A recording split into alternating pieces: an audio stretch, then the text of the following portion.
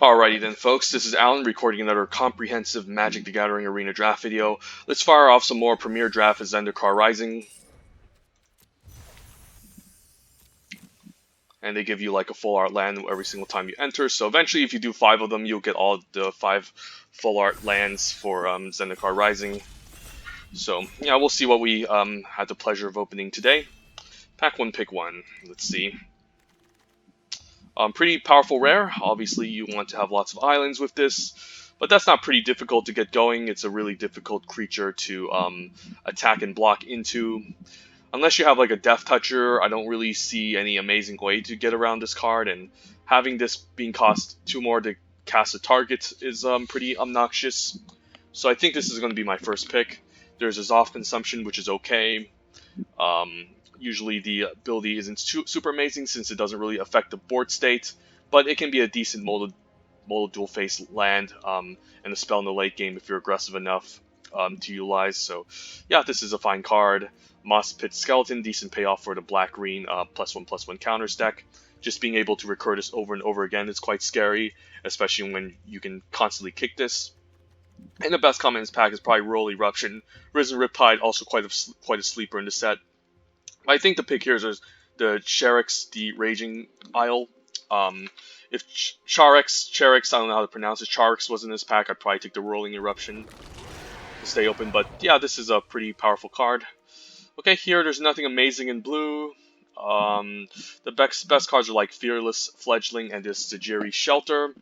And I think the Fearless Fledgling is definitely better than the Sajiri Shelter, especially if you play this out exactly on turn 2 or 3, and you can just start enabling Landfall and getting across for some damage. This is quite strong. I think Skyclave Plunder is okay. It's pretty expensive to get going.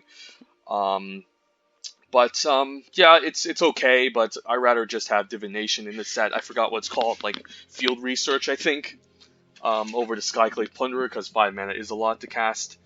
Yeah, overall this pack isn't too exciting. None of the blue cards are amazing, so we could end up in some sort of blue-white party control deck, and the Fearless Fledgling could be a decent 2-drop, or we can just either be in a Landfall deck or the blue deck, I don't know.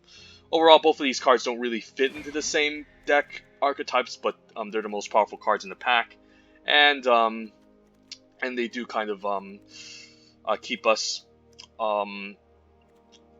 and they're still both playable in the same colors. Best cards in this pack, there's a Bubble Snare and a Tangle with the Florahedron, which is quite nice. Decent in a ramp deck. And then if not, you can still play this in the land tapped. And green-white Landfall can be a pretty nice thing if you have the Tangle Florahedron. If we want to keep the Cherax plan alive, we can take the Bubble Snare, which is totally fine, but not as good as the Tangle Florahedron. And I mean, you can also just use the Florahedron is also pretty good if you have some kicker spells in blue-green. So I think it's a pick here. It can still keep our options flexible. If we do end up in white-green Landfall, I don't want to miss out on this. And if we do end up in blue-green Kicker, this is also quite strong, allow you to ramp out your kicker spells. Alternatively, there's a Bubble Snare, which I would take, but I think the Florahedron is quite good. Best card in this pack is Nahiri's Binding. Blue cards are still alright. I guess there's a Jiraga Visionary if you want to stick with green. But the Nahiri's Binding is just a really solid removal spell that I don't think I can pass out on. It's definitely a lot higher than the Skyclave Squid. And Charax is not unbeatable. It's a really good card though, but it's a really good late game card, definitely. But you can definitely beat it. Like even Feed the Swarm for 4 mana can kill this. Deadly Alliance can kill this. But it does require a very specific removal in black to deal with it. But I don't think we need to go all in with this. I think the best card is just the Nahiri's Binding, and we can set some sort of maybe white-green Landfall deck. And we can still be in the party deck with Charax, but we'll see. But that's a pretty late one. Jiraga Visionary is quite good. There's a Thwart the Grave, but which is a powerful 2-for-1. You can return a creature from the graveyard and essentially a party member, so it's quite nice. But I think with the Tangled Florahedron, that was pretty late. I think we just take a Jiraga Visionary. Alternatively, there's a Bubble Snare if we want to keep the Cherax Raging Isle plan alive. But I think the Visionary is correct. And I think I'd rather be in like white-green landfall with our current configuration. Like the bubble snare is good. Like we could still be in blue-green, but then we'll be missing out on the white cards. White seems particularly open. I mean, the fearless fledgling was passed to us, and then the Nahiri's binding. So I can assume that white is our primary color, and I'd rather combine white and green together than white and blue with the Charax. And there's another late Nahiri's binding, so that was a good call. Alternatively, there is a Gnarled Colony, which I think is a bit overrated. People thought this was going to be the best green common, but overall it doesn't have any landfall synergy. Good card. Like, I don't mind playing this as a 2-mana 2/2 or kicking this as a um, 5-mana 4/4, but it's going to be at its best in a black-green minus +1/+1 counters deck, like in the same deck that plays the Skyclave Shadowcat. But yeah, it's just seeing another late Nahiri's binding makes me want to be in white for sure, and then seeing the Gnarled Colony late is a good sign that green is also open. Here in this pack, what we have, the Angel Heart Protector is medium, Cliffhaven Cell Sword is medium. These are for like party synergies. And I guess there's a chance we end up in some sort of white-blue control deck if we need to give up on green. Spare Supplies is medium. I guess we could also be in the Cleric's deck if we abandon white. So I think the best card is by far the Marauding Blight Priest if we do end up in the black-white Cleric's plan. So I think I'm going to take it here. Alternatively, these other white cards are fine. Like if we do end up in white-blue party, like these can be fine, but I don't really want to focus more on that. That's a pretty late Brushfire Elemental, although red does seem particularly cut off. I can still take it. Alternatively, there's a Malakir Blood Priest, which is quite nice. Turn Timber Aesthetic is okay, but there's better 5-drops in the white-green landfall. I could take a Nissa Zendikar if I end up in white-green landfall. I think the red ship has sailed, though. I don't know. I'm going to take the Blood Priest. There's a chance we still end up in the Cleric's deck. Just got past the Marauding Blight Priest as well. So I don't know. Good for the kicker deck. Dauntless Unity can be alright. I don't really like this in the white-blue party deck, but it's good in blue-green. But I didn't see a lot of blue-green get passed to me.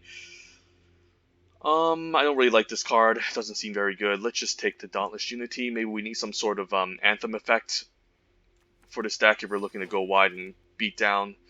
And now maybe I can take the Zendikar here. This is best in black-red. Spare Supply is also alright if we don't have a lot of 2s, but if we're going to be like white-green landfall, I don't really want to miss out on the Nissa Zendikar. Decent 5-drop, like a 5-mana 4/4 haste, and when it dies, you can just recast the land to trigger landfall, if that's the case. Overall, nothing amazing. Still take the Zendikar here, I think. And I could just take the Angel Heart Protector as a decent cleric if we do end up in white-black clerics. So I don't really think the blue plan is alive. There just wasn't a lot of good blue cards. There's a bunch of Skyclave Squids, but who cares about those cards? We didn't see any Into the Royals, any field researches. For the most part, white and black, white-green is the 2 colors I've seen the most open. With Dauntless Unity, maybe take a Spare Supplies in case we don't have any more 2s. Even a last pick Disenchant, which can be main deckable. So yeah, it seems like white is where we want to be. That's a pretty strong card. Oran Reef Ooze. Although we might not have any too much +1/+1 counter synergies, it can still be pretty solid with like the Fearless Fledgling and like the Prowling Felidar we get them on for, and the Scythe Cats. So yeah, this looks like a really strong card. Alternatively, there's a Canyon Jerboa, which is also a great landfall payoff card, which does fit in the green-white build the most. But it's definitely at a lower power level than the Oran Reef Ooze, which can just totally get out of hand. Alternatively, Rabbit Bite is quite nice. Makini Stampede can be decent. But I think I have to take the Oran Reef Ooze here. Yeah, it's just pretty good. Let's just take it here. And there's definitely some counter synergies in white-green. So here, we could just take a Vast with Fortification. Like we just took a Oran Reef Ooze, so it can be quite nice. Rolling Regrowth, decent way to trigger Landfall twice. Overall, this pack is not very exciting. The white cards don't look super great. There's nothing in any other color I like. I guess there's a Bubble Snare, which is good, but I think I'll take the Vast with Fortification. We just took an Oran Reef Ooze, so we don't mind having more +1/+1 counter synergy in this deck. And we can just end up in some sort of green-white landfall deck with the +1/+1 counter synergy going on. And there we have it. We have some pretty powerful landfall payoffs. Canyon Jerboa is quite nice. Emira Captain will gain a counter anyways. We don't have a lot of party synergy with it, so it doesn't seem too super good. It's just going to be a 4-mana 2/2 flyer at the end of the day. Has decent synergy with the Oran Reef Ooze, but I don't know if we want to take it here. Could just take the Canyon Jabroa. Like Prowling Feldar, maybe we can wheel later. This is just a really nice landfall payoff card. Although the Prowling Feldar does have better synergy, the Ooze. This is better if we go kind of wide. And 3-mana 1/2 isn't amazing, so maybe I could just take the Prowling Feldar anyways. Yeah, let's take the Feldar. And we're just going to be in white-green landfall, I think. And this is a really good card. Kabira Takedown, nice interaction spell, and a modal MDFC that you can play as a land. Seems solid. Alternatively, there's a Kazandu Stomper, which I'm a big fan of in the landfall decks, especially since you can return lands back into your hand and then recast your landfall synergies. But here we're just going to take the Kabira Takedown. And then don't think I'm splashing for Reclaim the Waste. I can kick this and get 2 lands, but I don't think it's going to accomplish anything. I don't mind a Tajuru Blightblade on turn 1, just as a solid defensive creature that we can always play.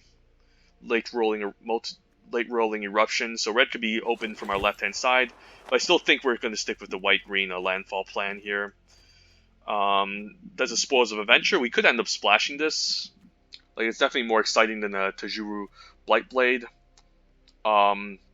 Alternatively, there is Scale to Heights, which can be pretty solid. And, you know, there's not a lot of splashing in this set unless you get lucky and open, like, a Rolling Regrowth. So maybe I just take the Scale to Heights. Maybe that's what our deck is actually trying to do, instead of trying to do any splash shenanigans. I think I prefer the McKinney Oxen's deck over a Turntimber Ascetic. Skyclave Cleric is alright. Like, I don't really like a 2-mana 1/3. It can come in as a tap land, so that's fine. Maybe it's still the pick here. Skyclave Pickaxe, okay. I can always take a McKinney Ox at the top end. Yeah, let's take the Ox. Don't want to miss out on one. It also has Landfall Synergy, and I do like the Tazim Raptor in the Landfall decks. Quite the nice card to re-trigger Landfall by bouncing a land back into your hand. So that's quite nice. Could now just take a McKinney Stampede. Definitely an upgrade over the Dauntless Unity, since we can either use this as a pump effect or a tap land, so I don't hate it. And therefore we don't really need to prioritize Dauntless Unity that much. Not a big fan of the Nectar Pod, I think is a little bit overrated. I guess I'll just take a Mesa Lynx in case we need a filler 2-drop, but I highly doubt we're playing it. And there's another late Dauntless Unity, okay. So white-green landfall it is. Main deck a Disenchant, and then Kazandu Stomper, excellent top-end threat for the landfall deck. Don't think I'm ever going to... Angel Protector might have some party synergies, but I don't really want to put a high emphasis on it. The party theme, I think our theme is mostly landfall, with maybe a minor party theme. So I'm actually glad I took the Prowling Feldar, since we didn't see any get passed to us. I think it was definitely better than the Canyon Jabroa for this deck. And there's another Oran Reef Ooze, which is completely broken and busted. Okay, we'll take a second one. Vine Gecko better in like a green-blue kicker deck. And we're not really focusing on kicking spells. I'm glad that this is in the pack because overall I don't think there's anything else I really want. Probably Splash a Deadly Alliance, but another Oran Reef Ooze is quite strong. So we'll play as many of them as we can. Okay, this pack also isn't great. There's a Practice Tactics, but it's pretty bad in our deck, given that we're not focused on the party theme. Attended Healer, how many life gain synergies do we have? Not much. So it actually looks pretty bad in the deck too. Could just take a random Dauntless Survivor as a 2-mana 1/1. I mean a 2-mana 2/2, or a way to put a +1/+1 counter. And I guess it has synergy with the Oran Reef Ooze, so it actually seems pretty solid in this deck. So let's keep in mind, I think we're going to do like a landfall deck with the +1/+1 counter synergy, and therefore a card like Gnarled Colony seems perfect. And again, we need to focus on more 2s in this deck, otherwise we might just get run over. Alternatively, there's like a Rolling Regrowth, which can trigger landfall twice. How many landfall payoffs? 1, 2. Don't think I'm playing the Angel Heart Protector. 3. So 3 landfall payoff cards. So we don't have that much landfall going on. So we're mostly like a +1/+1 counter synergy deck. But green-white is actually trying to do the whole landfall thing regardless. There's a Hagro Constrictor, but I don't really want to give up on white given that I picked up like double Nahiri's Binding pretty early. I think I just take the Rolling Regrowth, or I just take the Scale to Height since it at least draws me a card. And it's almost like Rolling Regrowth in a sense, since you can just play an additional land and it puts a +1/+1 counter in the deck. I don't mind making decking 2 of them. We can even go 16 lands with the Scale to Heights, double Scale to Heights. Alternatively, there is a Broken Wings I can take here, which is also pretty main deckable, believe it or not. Yeah, let's try to diversify, get a nice sideboard card in the deck. And this is medium. This is medium. Could just take a Farsight Adept. Like, even though it might help the opponent draw a card, it's okay. I'm not really focused on the party theme with a Seagate Colossus too highly. Yeah, it's a filler 3-drop. I don't hate it. If I find like a Scythe Cat, I'll definitely play it over it, but not here. We'll take another Jiraga Visionary. Excellent 4-drop. Definitely one of the best green commons in this set, by far. Don't think I'm playing Seagate Banneret in this deck. Don't think I'm splashing for anything. Maybe just take a random Seagate Colossus. So we have a Rogue, we have a Warrior, Wizard, and I guess no Clerics, but regardless, I guess we have a Cleric on the sideboard, but I still don't think we're focusing on the party theme too highly. So I can just ditch this Disenchant since I might even main deck Broken Wings, which is just a better card. Could actually just take a Smite the Monstrous here. Don't think I'm playing the Tajuru Snarecaster, seems kind of bad. And we can even risk run 16 lands, like this is going to be mostly a land that's going to be played. I do want to cast as more of a spell, same with the Vast with Fortification. So I guess this is like 17 lands with the McKinney Stampede considered as a land. Scale to Heights too. I mean, like, not Scale to Heights, but the Tangle Florahedron is almost a land too. So I don't hate it. Overall, we don't have a lot of good landfall, too much landfall payoffs, even though this is the landfall archetype. So I think our deck is going to be fine, but it might struggle with the landfall synergies. But the +1/+1 counter synergy is actually there, so I'm quite glad we picked up these oozes. And I'll be damned if I even wheel like some sort of landfall creature here. Maybe we end up playing Practice Tactics. Hopefully not. I don't think we're playing the Brutes. It's kind of medium. Expedition Healer I guess it's a filler 2-drop. But I'd rather have the spare supply since this doesn't gonna do anything for the deck, so I'll take the Practice Tactics here. Might even just play a Might of Marasa as a fine pump spell. It's better with a trample creature. Yeah, sure, we'll take a Might of Marasa. I don't think I'm ever playing double Practice Tactics or double Smite the Monstrous, so I'll just put one in the sideboard. Okay, so deck seems okay. It's not super amazing. Maybe black-green is where we're supposed to be, but white was very open from our right-hand side in the first pack, so I think sticking to our guns still kept us in decent shape. So I could just cut a land here, given that this McKinney Stampede is a land. I could cut the Smite the Monstrous. This is Zendikar is not bad since I don't mind like a 5-mana 4/4 haste. I don't mind a Scale to Heights. Broken Wings can be cuttable. Nahiri's Binding, definitely not cuttable. Farsight Adept, it's just a filler 3-drop, which I don't mind. Also draws us a card.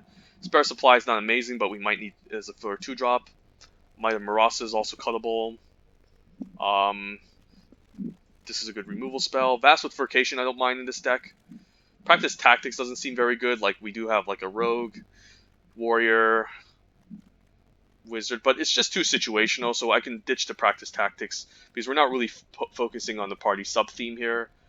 I actually don't mind a Spare Supply since at least cantrips and draws this card. It can be a decent 2-for-1 since not only does it replace itself, but we can also sack this later to draw, so I don't hate it. Maybe we just ditch the Broken Wings or the Might of Marasa. I mean, this can be an okay pump effect if we need to get in for lethal. But the fact is, I mean, yeah, it can be a decent pump effect. In terms of creatures, we only have 14 creatures. I guess 15 counting the Nissa's Zendikar.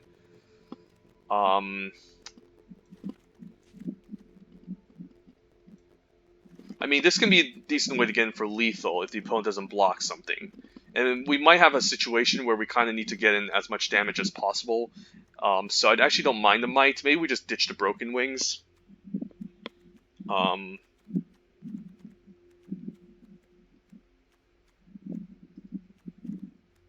Or to Smite the Monstrous.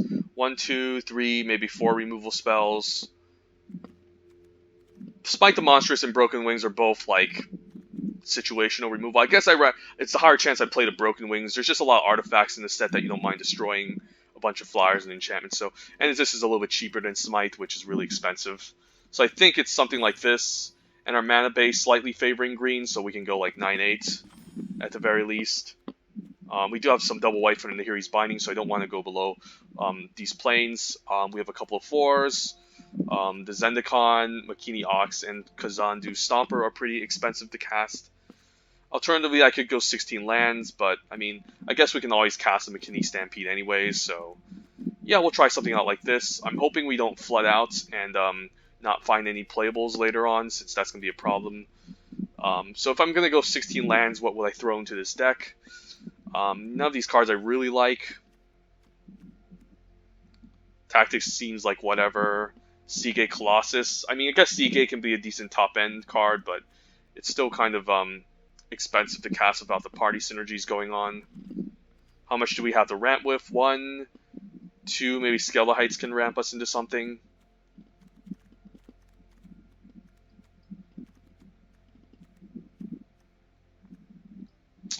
I could main deck a Pressure Point maybe. Doesn't seem very good though. Like, at least it cycles itself and taps something. I could play a Mesa Lynx, which is actually not as embarrassing as it seems, playing this card.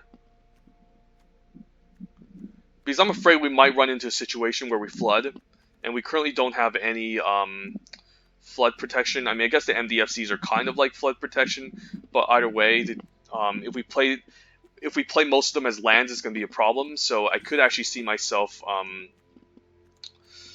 cutting a land here. So do I go 8/8? Maybe I just go 8/8 here, and then we can toss in like a Mesa Lynx just as a random filler 2-drop. Not a very exciting card, but it's still a 2-mana, like it's still a 2-drop that might need early off the trade. And it's going to be a 2/4 on my turn, so it can be an okay blocker at the very least. Probably the worst card in our deck, but I think I'm still going to main deck it because I don't think I need Smite. Disenchant is also whatever, since I have Broken Wings already. I could also just decide if I want a Pressure Point. But I don't think we're kind of a beatdown deck, but I don't know we need a Pressure Point here. I mean, we can always cycle it end of turn, but we are kind of light on creatures, so I actually don't mind the Mesa Lynx. So yeah, let's try something like this. Keep it even split since we do have some double white going on, and let's try it out. Overall, an okay deck, nothing too impressive, but with double Oran Reef Ooze, maybe that's kind of our bombs, so to speak, in the deck. And then the Fledgling is quite nice if we can cast it on 2.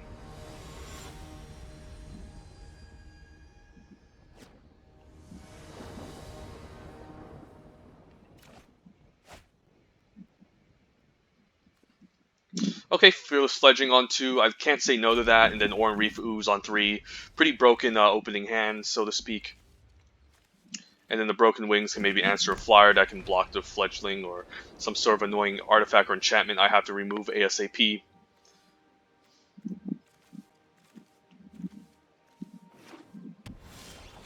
Alright. Ooh, Florahedron? Huh. Florahedron, I mean. I can just turn 2 Fledgling into Oran Reef Ooze. Do I really need the Florahedron? If I play this, I guess I have 4 mana up. But I can always just play this as a land tapped eventually, so let's play the Fearless Fledgling. Just apply some pressure as early as possible. And we have 2 threats that he has to deal with, the Oran Reef Ooze and the Fearless Fledgling. Ooh, Relic Amulet. I could just destroy this. I can always do it later, though. Maybe we just develop the board here. And then we can kill this next turn, maybe. So this puts 2 threats that he must answer. We can always just play the Tangled Florahedron tapped, kill the Relic Amulet. Since this does cost 2 generic to cast, to activate, it's going to take up a lot of mana, so it's either he uses a removal spell right now, or he develops, or he plays something else here and starts growing, putting counters onto this. But I'm definitely gonna destroy this if I have the chance.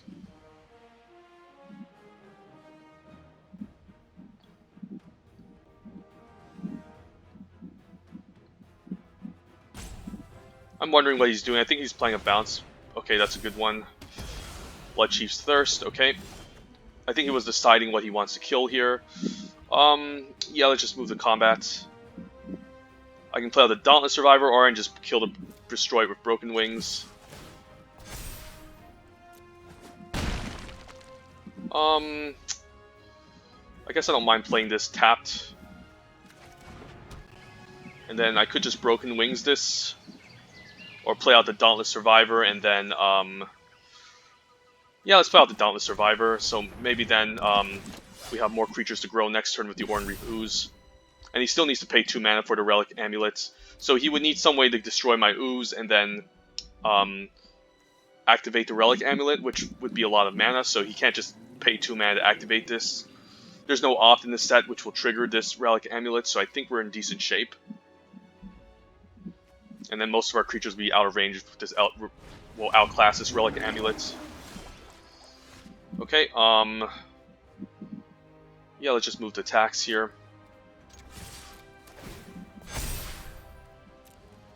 Question is, do I want the Broken Wings here? Don't think I have to. I think I'll just play out the Visionary.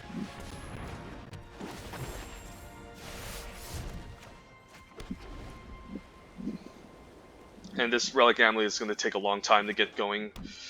If he keeps all of his mana untapped, then he's going to have... It's a high chance that he has some sort of bounce spell or something that can punish me. Like, he can use, like, maybe Into the Royal against my Oran Reef Ooze, and then he can just make a 5/5. So this Risen Riptide is pretty annoying. So I'm hoping he taps out for something, but nothing too scary, at the very least.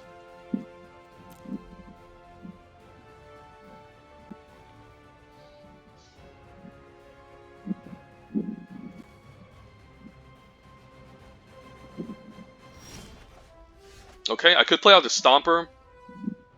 Alternatively, I can play out the Farsight Adept and then keep up Broken Wings to answer the Relic Amulet in case he starts growing it. So I think I'm going to do that. I'm going to play out the Farsight Adept here, draw a card. I'm not going to attack because end of turn he's just going to maybe use something. Ooh, Nahiri's Binding is quite nice.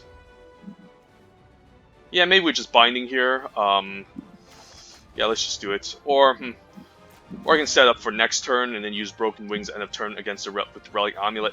But this is lethal if I go for it, so... I mean, unless he has some sort of counter spell, I think I need to play around it, so I think we're just going to pass and keep up the Broken Wings. Because there's so many things that can go wrong here. It's definitely not a good attack for me. And then we'll see what he uses cast end of turn. He doesn't do anything, so I'm going to try to Broken Wings on this Relic Amulet end of turn. Okay. Well, that's not good for me. I mean, it exiles all my 3s, but I still keep my Jiraga Visionary, so... I'm just going to Broken Wings against this. I can still get in for 3 and play out the Stomper, so that's not that bad. This is a pretty broken card in this set, given how much removal Black has already. This just makes things even more broken. So let's move the attacks.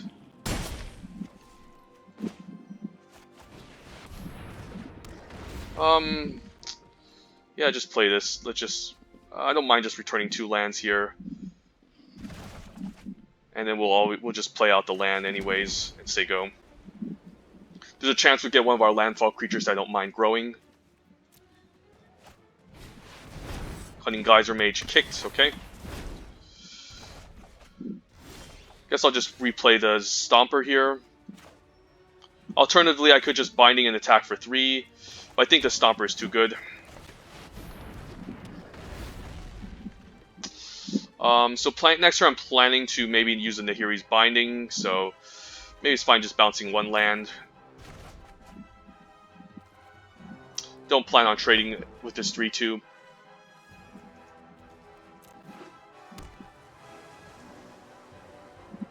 Maybe I should bounce the forest, because there's a chance I could double Nahiri's Binding if I top deck one.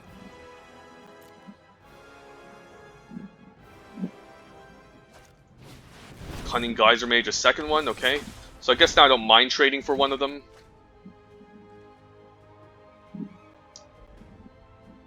So he's just trying to waste my time. Guess I'll block here. Don't need to take 3. Don't really want to cast Spare Supplies. I mean, I could just be mana efficient, but I think it's fine playing out the Stomper. And then I think I'm not going to bounce anything here, since maybe next turn I might have to play out everything.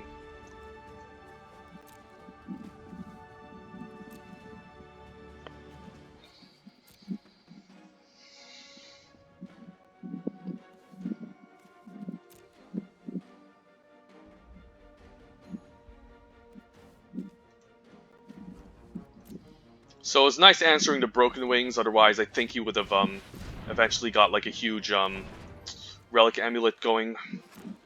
But this is a pretty strong blue-black control deck. He can even cast like Deadly Alliance here if he wants to. There's no reason to block this, it doesn't make any sense. I mean, I could block it here, but there's no reason to block, I don't think. He could have the Deadly Alliance here anyways. Okay, he's just going to use it into the Royal. Okay, so this is definitely setting me back. But I don't mind just replaying this then. We're not going to bounce anything still.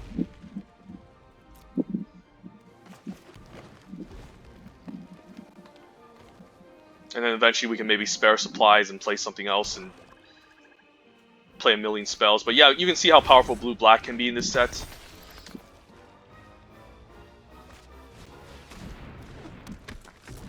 But yeah, now he needs to he needs to chump this, which isn't good for him. I can play McKinney Ox, play land, and then the Hero's Binding, and that's quite good. So what we can do now is we can do this, play this. I think I'm gonna tap the 3/2, so this will force him to trade with the Wizard, and we can Binding the Ghastly Gloom Hunter here, so he doesn't gain life. And then yeah, this will definitely force a chump here. And then he's going to fall down to 4, and he won't be able to loop the Wind Rider Wizard. So this is quite good for me. But yeah, blue-black is really strong. As you can see, the Into the Royals are very effective. Bloodchief's Thirst, Deadly Alliance, Shadow's Verdicts, Cunning Geyser Mages even being really annoying, but we managed to get there. I think it would have been a pretty uphill battle if we missed our land drops, and we didn't manage to deploy our creatures against this opponent.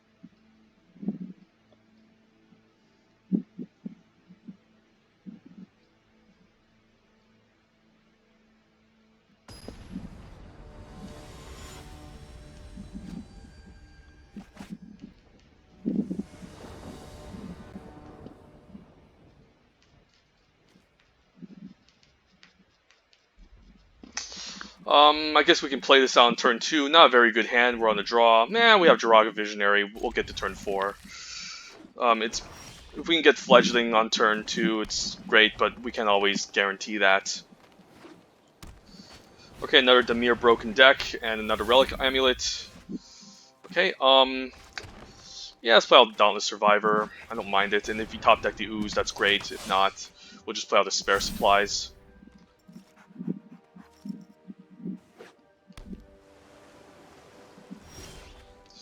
Okay, let's move to combat.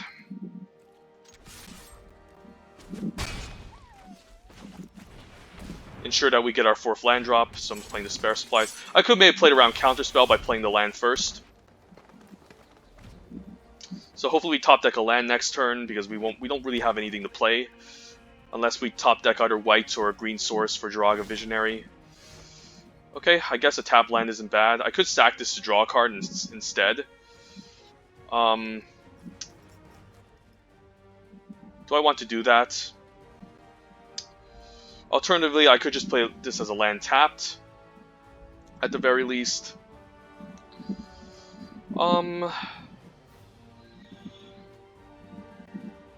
If I main phase, yeah, it's main phase sack this. It's not a very good play, but I do want to kind of hit my land drops to see if I get my white source, and there we go. Now we can keep up Kabira takedown at instant speed, which can be fine. Let's get in for 2.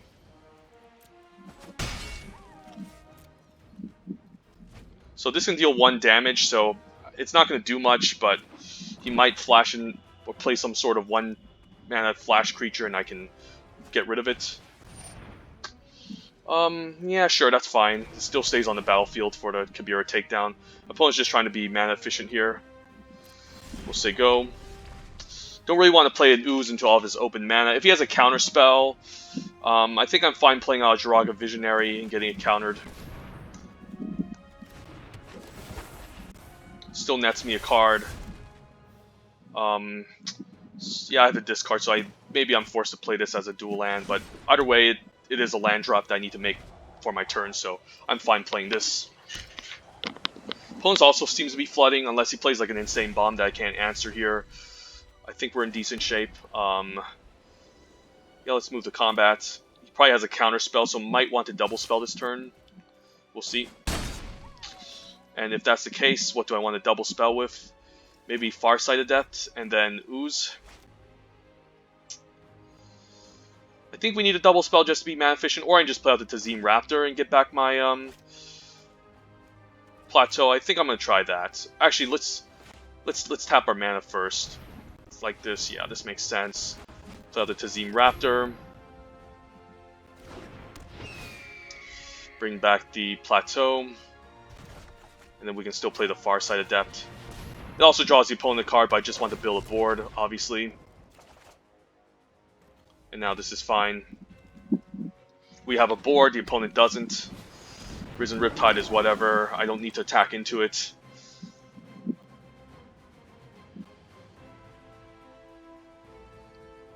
I mean, I can just use the Kabira's takedown if I have enough creatures, so I actually don't mind attacking here, and if he tries to kick a spell like or into the Royal, I can still Kabira takedown and take this out at instant speed. So I don't mind main phasing like a remove. Okay, that's fine. I guess the Nahiri's Binding is good now against him, and we can get in for 6. Alternatively, I could just take down and play out the Ooze, which is probably just better here. Or I can play the Makini Ox and play out an MDFC. Maybe I just use a takedown now while I can.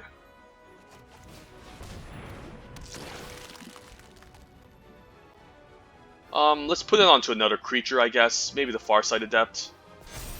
So then he has like some targets he needs to destroy.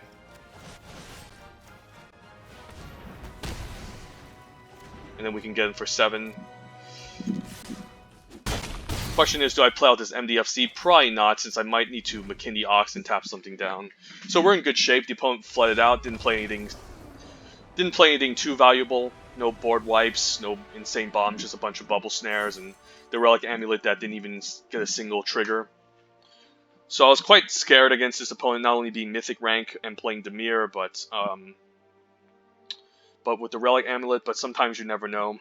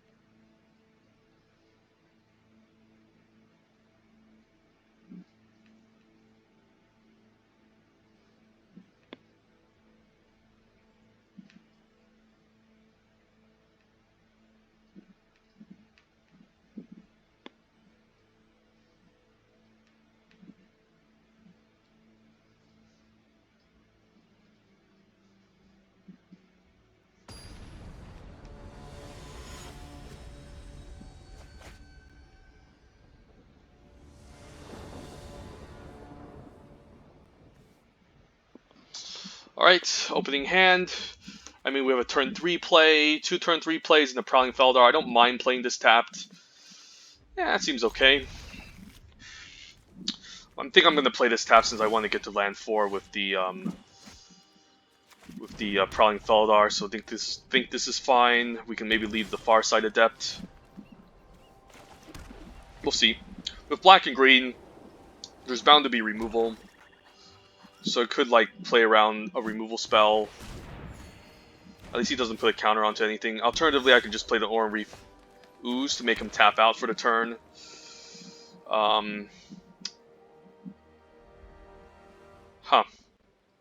I mean, the Ooze can grow over time if it doesn't get answered, so maybe this will prompt him to get a removal spell going. So we'll leave with the Ooze, I think. Take the risk here, and if he has a removal spell, he needs to tap out his whole turn for it. There we go. And now we can play the Prowling Feldar, and then his removal spell is gone, and we can start growing it.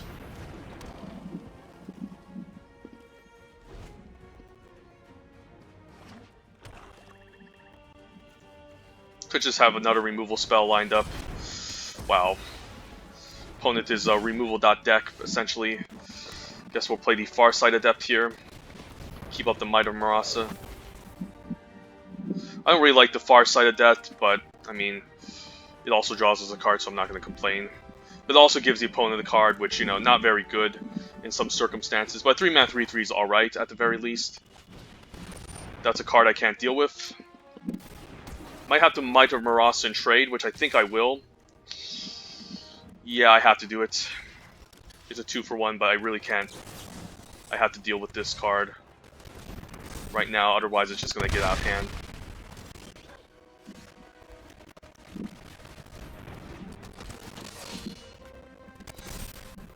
Maybe save the lands for Landfall, or although I might need to double spell the Hiri's Binding, so maybe I just play a land out regardless.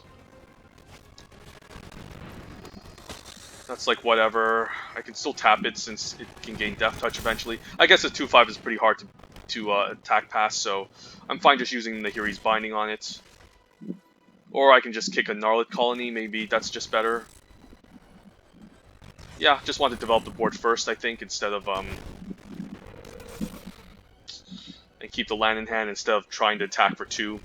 Even though this would be a fine card, I don't mind getting rid of. I think I can save the binding for it. Ooh, Vastwood Fortification isn't bad. I think we're definitely binding the 2/5 here. And we can offer the 2/2 as a trade. And we still have the Vastwood Fortification at instant speed, so I don't mind if he tries something here, we can still use the Vastwood Fortification. And we can save this for like a more chunkier creature. Trade's alright. He might have a Subtle Strike here, and I still have the Vastwood to maybe trade myself for it. So this is going to be... Yeah, let's use the Vastwood Fortification here.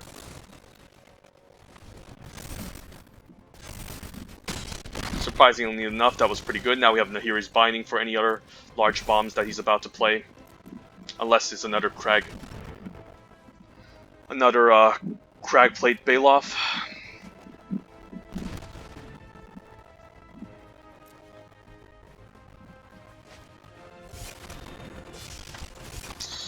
Alright, I can reveal one card, which I don't care. So I'm glad that I actually sandbagged that land. Expedition Skulker has Death Touch, so I'm definitely going to use the binding onto it. And then we can get in for 4, which is quite nice. Play out the Fledgling, eventually have a nice flyer to clock him over time.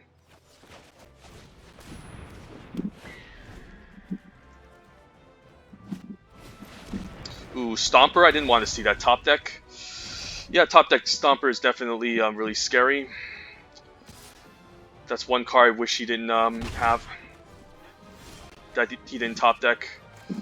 I don't know if I can race him. He's a good chumper with the 1/2, but I'm maybe forced to take 6 here. One has also had a decent life total, so I'm gonna take 6 here as much as I hate it, and maybe swing back, take another 6. He's forced to chump. Visionary can maybe chump, so that's not bad. Ooh, and this is Zendikar. Yeah, I think I'm attacking with both of these. Hopefully he doesn't have a trick. I do need to pressure him. Oh, I guess this has trample? No, that's not bad. Okay, I guess we can take 6 and swing back for lethal if he doesn't have any blockers. So I guess he's forced to stay back this turn. Yeah, I don't mind just playing a land here. I can also just play out the Zendikar. If I attack with all, what happens? He blocks the 4/4, 3, 4, 5, 6, 7, 8, 9, 10. Yeah, I think I go for it.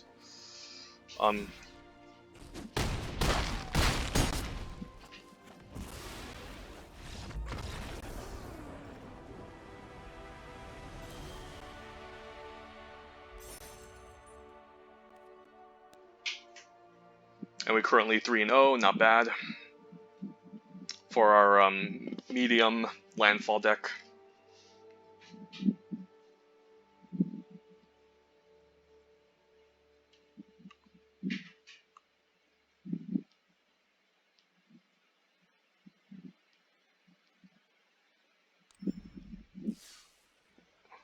Alright, 3-0, let's keep playing.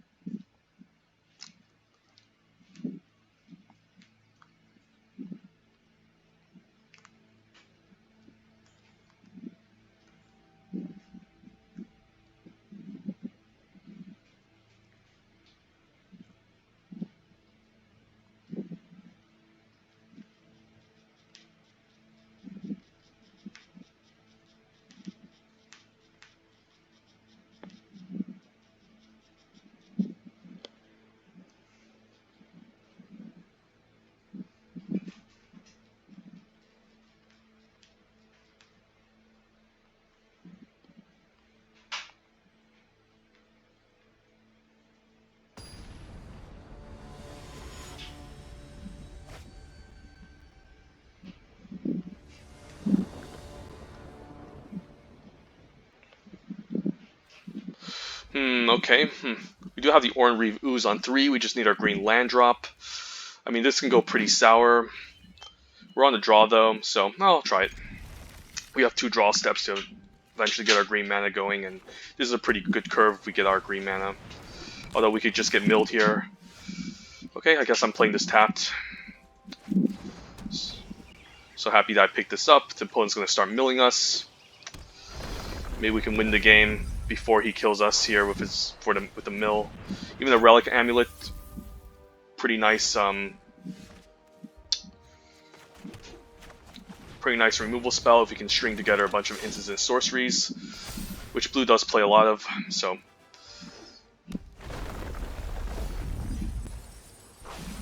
Alright, there's a landfall creature. I can play out the Fearless Sledging here and then landfall to trigger it. I think I'll try that, since I can grow it over time.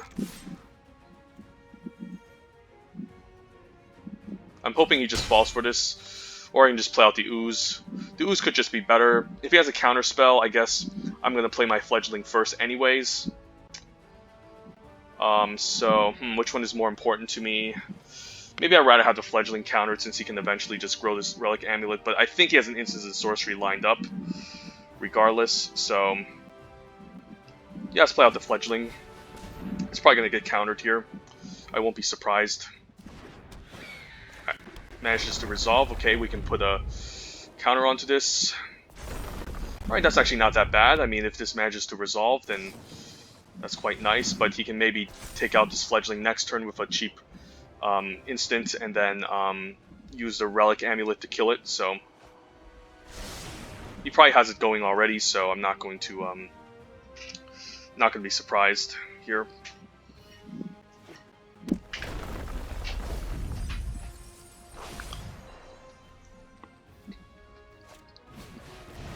Okay, he did play his land, so he doesn't have enough to tap out for the Fearless Fledgling. So I think it's good for me to play land here, and we can attack.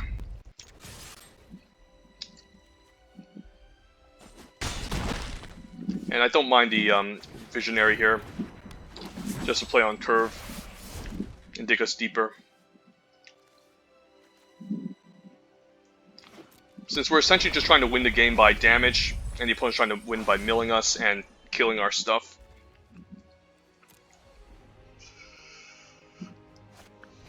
Bubble Snare, that's a good one. That's a good one too. Alright then,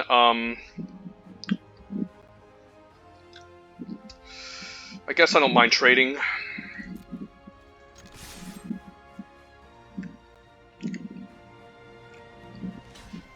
Since I don't really want him drawing cards if he has a wizard. You could eventually just kill my Ox. I think I'm fine with that. And then like the Ooze can maybe stay alive. This is why blue is so powerful. Cards like Bubble Snare into the Royal, Field Research, and then like the Relic Amulet being completely busted, and then the Rune Crab being a win condition in and of itself. It's quite gross.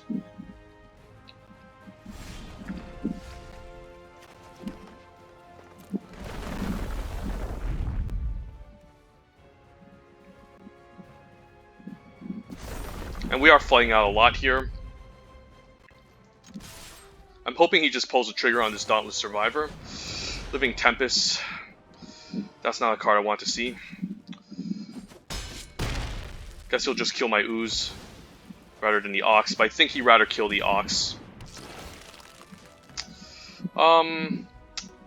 Maybe I just put on the Ox because he's going to kill the Ooze anyways. And I'd rather have a 5/5 that can beat down hard. And hopefully he's out of resources here. But that's pretty much impossible for blue since they have so much cheap interaction.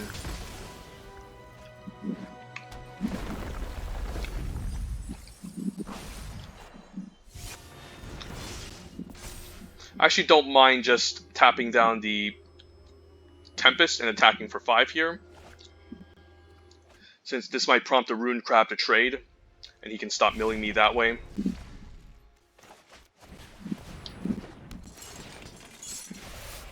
That's a good one.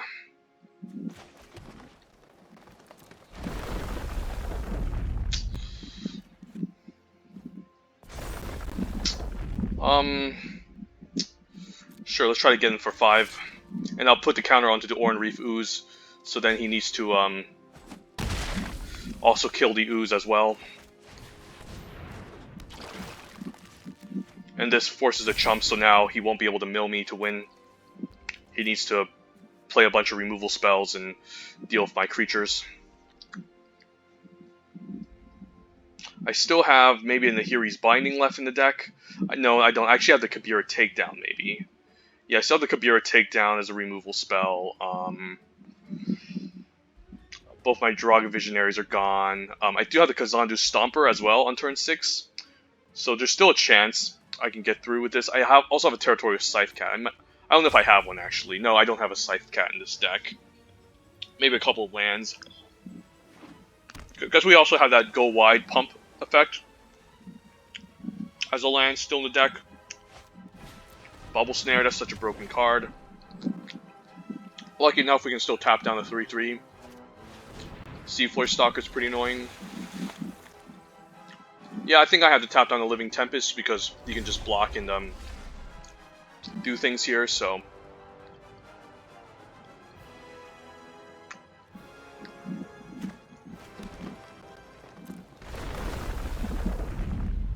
And this will become a 4/4.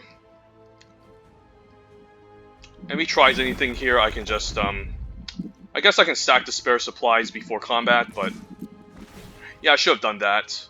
But now the Kabira's Takedown if he tries anything. And that's a broken card.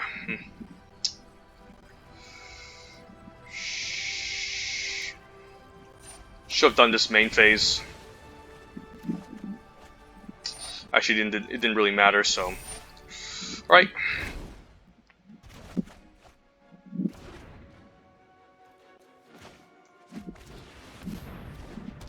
Do have a Stomper left in the deck, so I have to keep that in mind.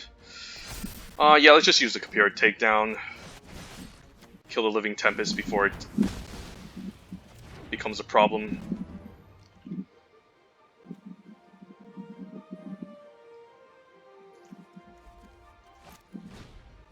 Expedition Diviner, that's fine. Actually, he can kill my Ooze now, which is really annoying. And now he has like 2 win cons here. I do need to maybe find my Stomper to get this, to beat him, and I do need to keep my lands to tap his creatures down, so maybe I can win via the Stomper.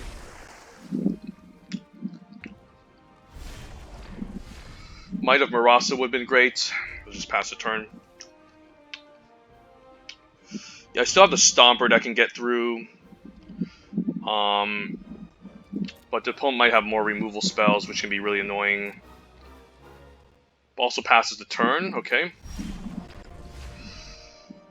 Yeah, I guess I play it.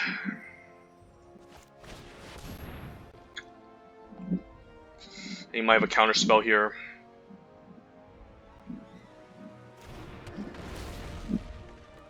Don't mind just bouncing the lands, so I can trigger the landfall. Yeah, I'm fine playing out 1 land here, I think, because I might have to kick the Might of Marasa to win the game. And then we can tap down this Diviner and say go. I'm hoping it just doesn't bounce everything here or lock everything down with Bubble Snare, because otherwise I don't think I can win this.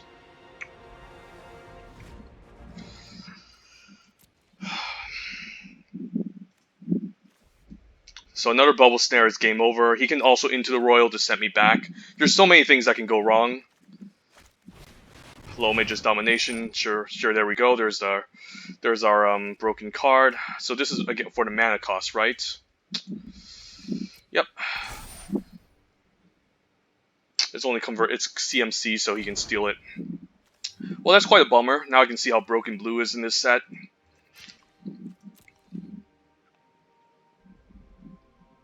Don't know if there's still a way I can close out the game. Opponent is playing very safe though. So maybe there might be a way I can still close out the game. My Broken Wings is gone, so I can't free my creatures. Let's see what else is left in the deck. A land. Yeah, I think he has me here. I don't know what the last card is, but I'm not going to waste my time. Blue is so broken in this set. Even gave them a Relic Amulet and a Low Mage's Domination, which you don't even need to play with rogues. And it's already really powerful.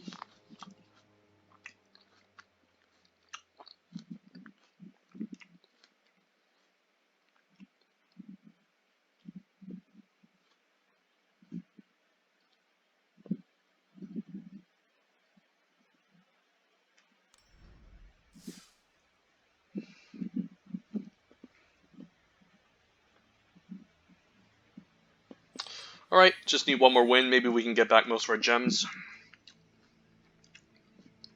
I think that was our first loss. I don't know. Yeah, I think that was still our first loss, so we do have a high chance of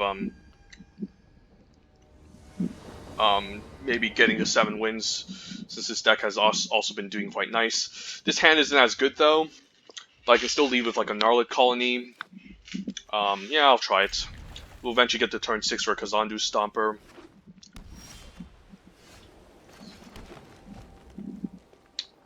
Maybe we can top deck some good stuff. I think I'll play the Plains first, because there's a chance I might need the whatchamacallit, Nahiri's Binding. Not going to block the Cord Blade Master, but if he puts a weapon onto this is going to be pretty scary.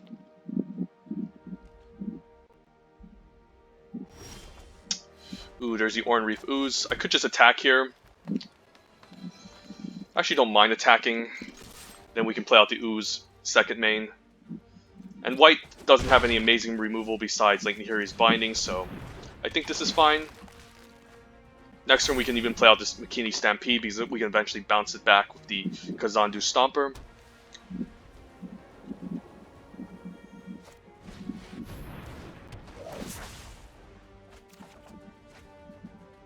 So now what?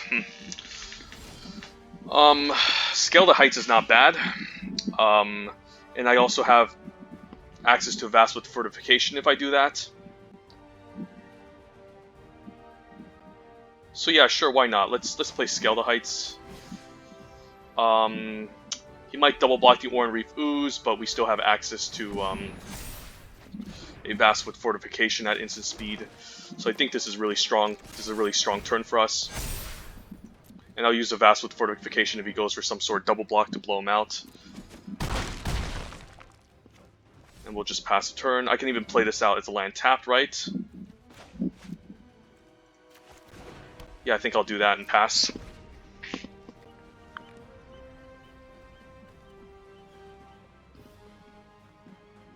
So this is essentially just a 4/4 now, even though we didn't even kick this for 5. It got its full value from the Oran Reef Ooze, so yeah, pretty strong, powerful rare. Happy that we finally faced against our first white opponent, since every opponent we've been playing against has been either blue or black. Yeah, I guess I'll take 6/5. I mean, we're ahead in the race, so I don't really mind. Blightblade is not bad. I can play Jiraga Visionary and Blightblade. Alternatively, how much can I do if I kick this? It's not enough, but it's close. So I guess I'm attacking for 4. Next turn we can set up for lethal. So I actually don't hate the McKinney Ox, because if we top deck a land, we can tap something down and get in for a nice attack. And I'll say the Vastwood Fortification as a land I can trigger with the McKinney Ox in case we don't get a land drop here. Put stuck on 3 the whole game, so I don't think he has any outs. What's this? This is a good card. But it does cost a lot to activate. It takes 8 mana to activate. Look at the top 6 cards. You may reveal up to 2 clerics, rogue, and or from among them put them into your hand. So it's a good party card, but it's fine. But I don't think it's super busted. So now what? I guess we're tapping this down. So I guess I'm going to play the Vast with Fortification here. And I guess we just send in both. If he blocks a Trampler, I can pump for lethal. Don't think I need to Dauntless Survivor main. Let's just attack with both. He might double block the Ox. And then I can just pump and finish him off with the Gnarled Colony. And that's Trample.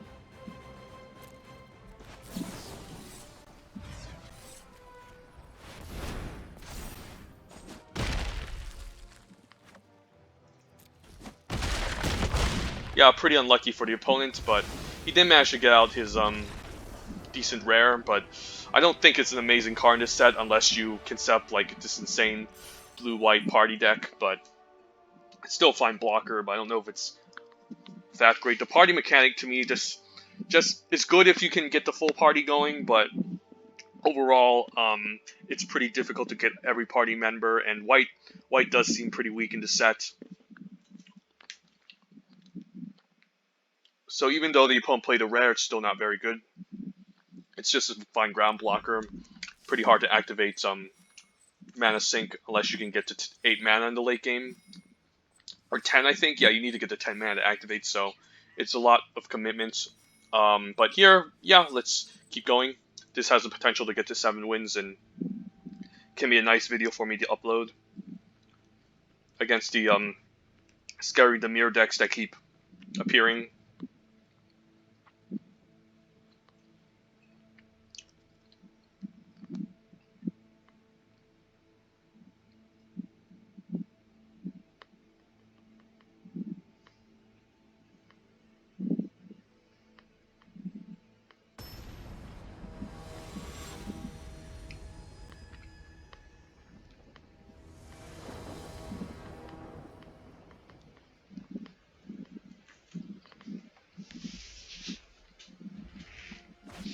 Okay, Fearless Fledgling on 2. There's a Vast with Fortification. I could just play this tapped. Like, we're on the draw, but I do need to get to turn 6, and I can eventually bounce it back with the Kazandu Stomper. So I'm fine playing this tapped. So in case we miss our land drop, this doesn't punish us too badly. Opponent's playing Reclaim the Waste, so he's splashing. There's a Tajuru Blightblade, but I think I play this tapped. So I can play this out and then play out the Fearless Fledgling next turn, but I do want to hit my land drop. I mean, I do want to play everything out on curve, so I think I play the Vast with Thickets. Then next turn we can play out the Fledgling and then to Farsight Adept. Fissure Wizard's fine. Probably has a removal spell lined up anyways, so I won't expect this to survive, but you can only hope. There's so many things that can go wrong. I'm definitely not blocking here.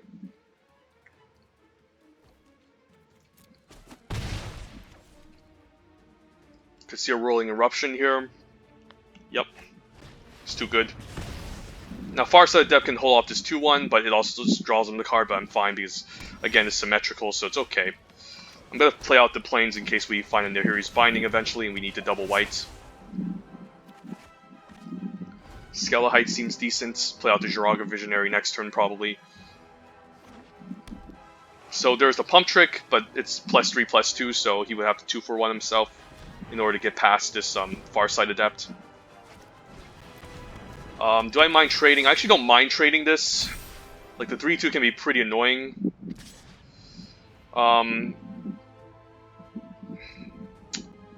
Alternatively, I could trade the Jiraga Visionary, but I think this is okay. Since the Visionary can still attack past the 1-1. And I don't really have any synergy with the party thing going on, so...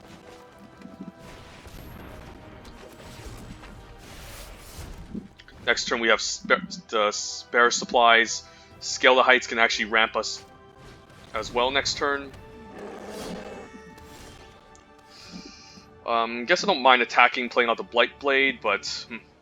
Alternatively, I can scale the heights, but I don't really want to put a counter onto this. So I think the right play is playing out the spare supplies here.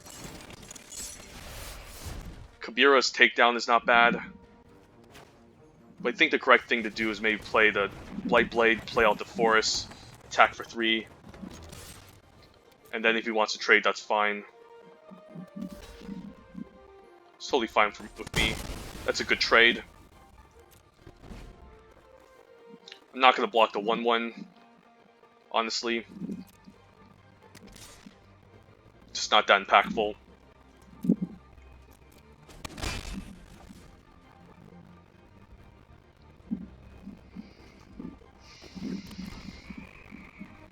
Opponent's splashing for some pretty wild stuff. Scorch Rider, without kicker. I can still block it off the 1-1, it's not a big deal. And now we're flooding, so it's fine playing out the Stomper, I think. And then we'll bring back the Vast with Thickets.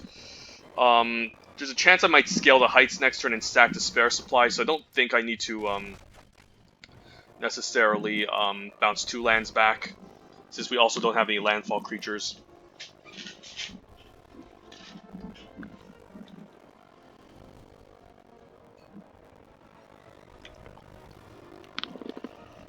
If we get another creature, we can take down on the Scorch Rider, which is quite nice.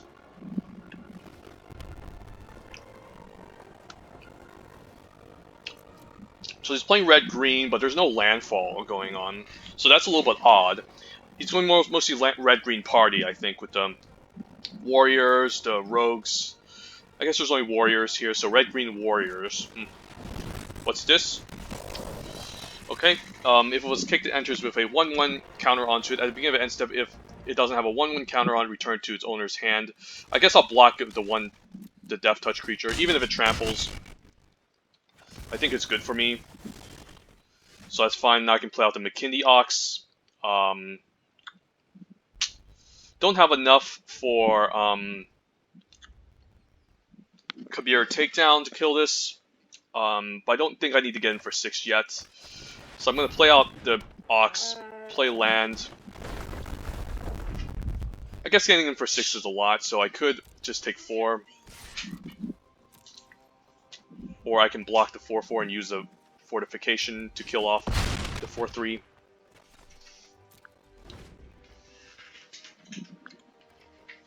He knows about it though, so if he doesn't attack into this, it's going to be quite suspicious.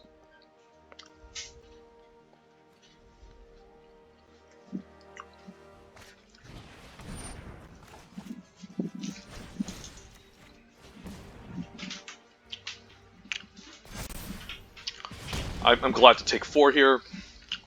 Don't need to trade. Okay, so yeah, removal spells lined up anyway, so... Alright, taking 5. Ooh, Nahiri's Binding. That seems quite good.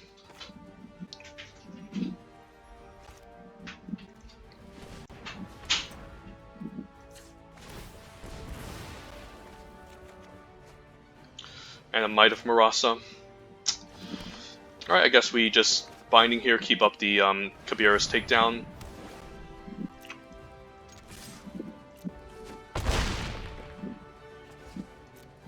And we can even take down for 1, so if he tries anything here, we can respond. Okay.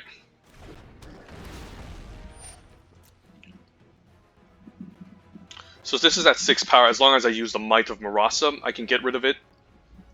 So I don't mind attacking into this next turn. He's forced to chump. And then we can, block with this, and then we can use the Might of Marasa kicked. Do I want to take down? I could just take down now to prevent 1 damage. Yeah, let's just do that. There's a Songmat Treachery, though. I think this turn, can I kill him for lethal? So he's forced to block. I can pump this with a lot of power. So I don't think I want to scale the heights, because he could kill me for 1 here. The Songmat Treachery is 5, so he needs to pump this by 1. I think I'm attacking. If he doesn't block, then it's game over.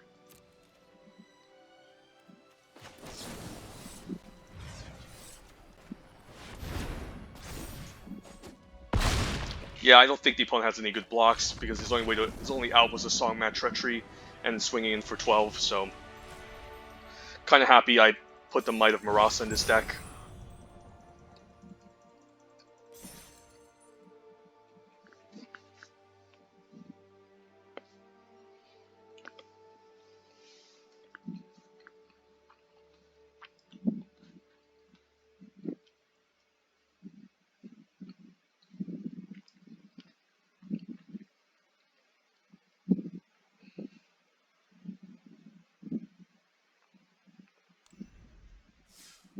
Right, 5 and 1, not bad.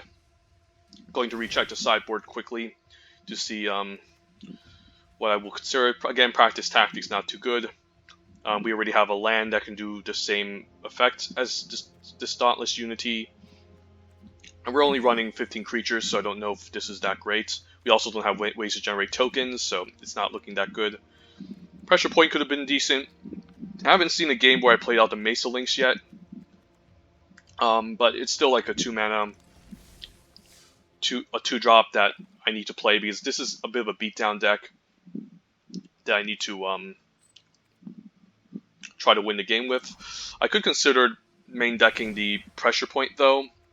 Like, if we're going to be a beatdown deck, we could maybe ditch the spare supplies and use it to tap down a target creature to get in a decent attack in.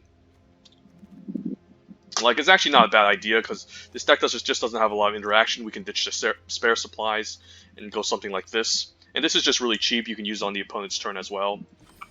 So I guess I don't hate this. And what is this? Why is it 15 lands? I guess it's 16 with the McKinney Stampede. And then, again, we also have some MDFCs that we don't mind playing tapped. So those count as lands as well. So mostly a 16-lander. Just keep playing.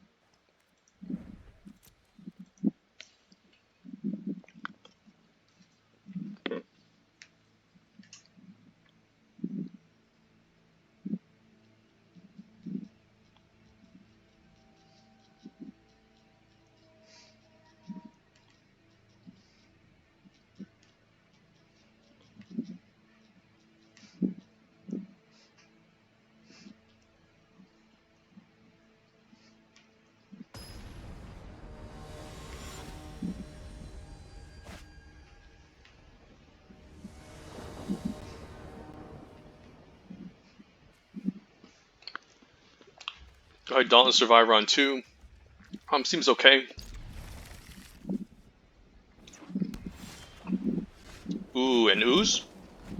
Okay, this can go pretty nicely if he doesn't lock down the Ooze. So blue-white party, so it's a control deck. But we can run away with this. The only way to really answer this in blue-white is the Nahiri's Binding that he has to play on turn 3.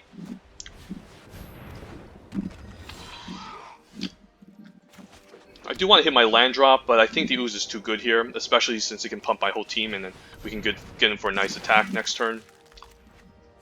So I think I'm going to risk it here. So the Ooze has to attack, then all the creatures can grow. So it's not good if there's a Nahiri's Binding. I can eventually get rid of this Binding, so I'm not really concerned about it. Here I can just play out the Jiraga Visionary, because then I can play out the Felidar and land next turn anyways, so it's better to just draw a card, and we'll pass the turn. We can eventually find a Broken Wings to kill the Nahiri's Binding, so it's actually not that bad for me. Ooh, another Ooze? That's quite broken.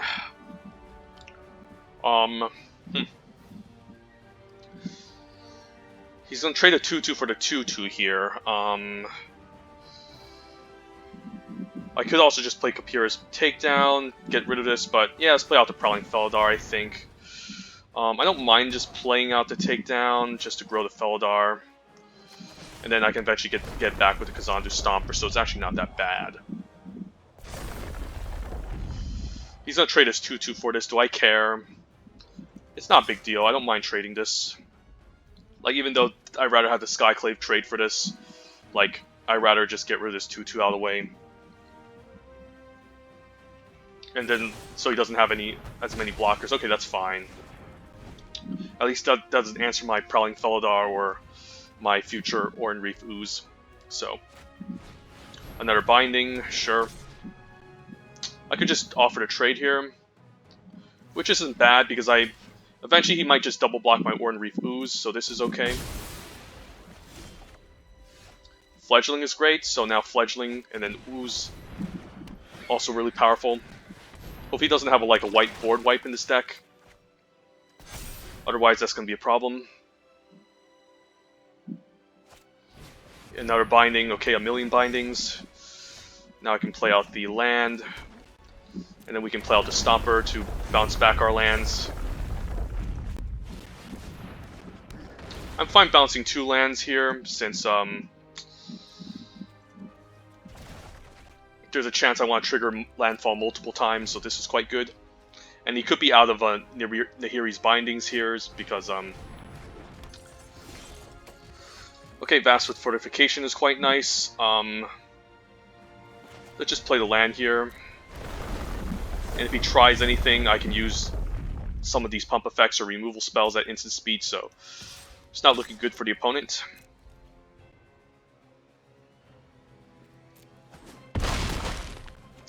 I don't know if I should play out Fireside Adept, but it does develop the board, so the only card that can maybe blow me out is the board white, and I do have some nice stuff to keep up at instant speed to deal with the opponent. So Might of Marasa can also pump the Fearless Fledgling if things go sour. Could see like a Into the Royal.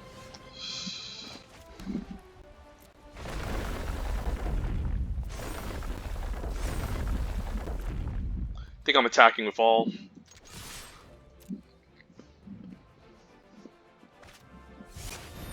Spoils, okay, there's not much I can do about that. He's going to draw a bunch of cards. I could just keep back the Jiraga Visionary.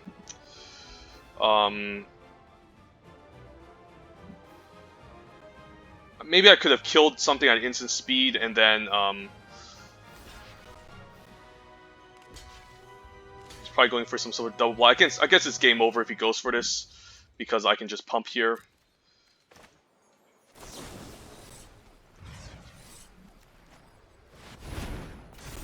Yeah, this is way more than enough to end the game.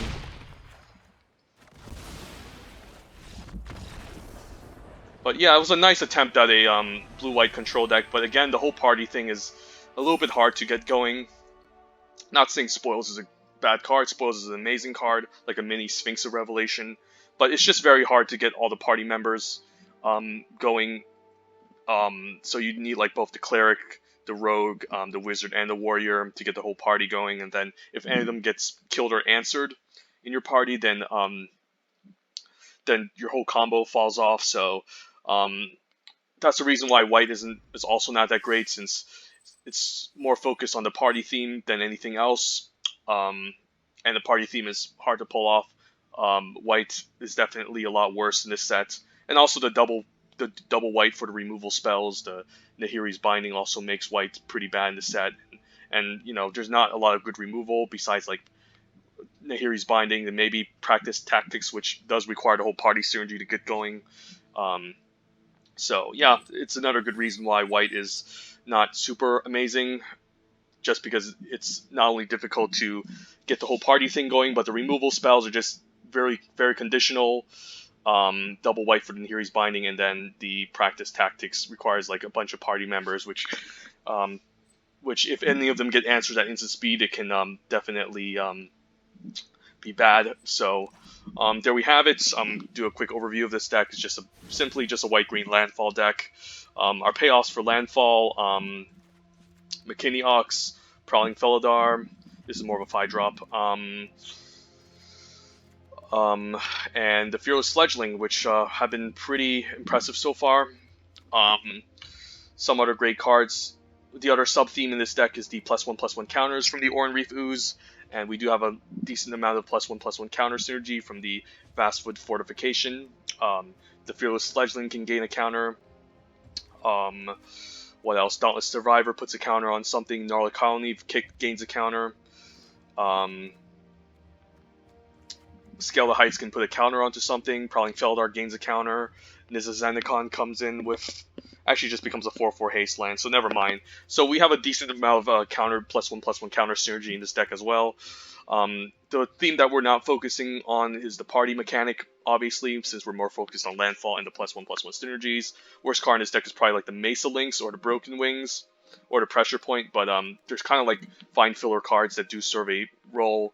The Pressure Point can be a fine interaction spell that replaces itself. Broken Wings, there's a lot of artifacts, enchantments, and flying creatures in this set.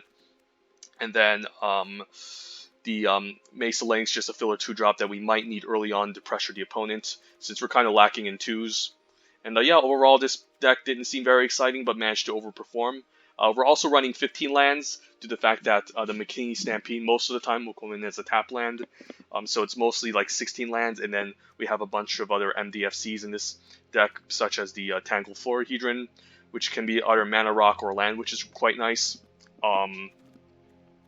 The Kapira's Takedown and the Vastwood Fortification. So yeah, going 15 lands was quite nice. We managed to have a good deck with a good curve, and we didn't even flood out too much in this deck. And even if we did, we managed to hit our 6-drops and 5-drops to get values from our land by bouncing them back to trigger Landfall, etc. So yeah, overall, pretty nice deck. Managed to exceed my expectations. Usually, there's a lot of black and blue in this set that's incredibly powerful, and it's hard to get away with. Quite honestly, white as a worst color in this set. I think white and red might be the worst colors, but green is also okay. But blue and black has definitely been very impressive and pretty scary to play against. But we managed to steal some games, so let's try to hit our final boss and see how this goes.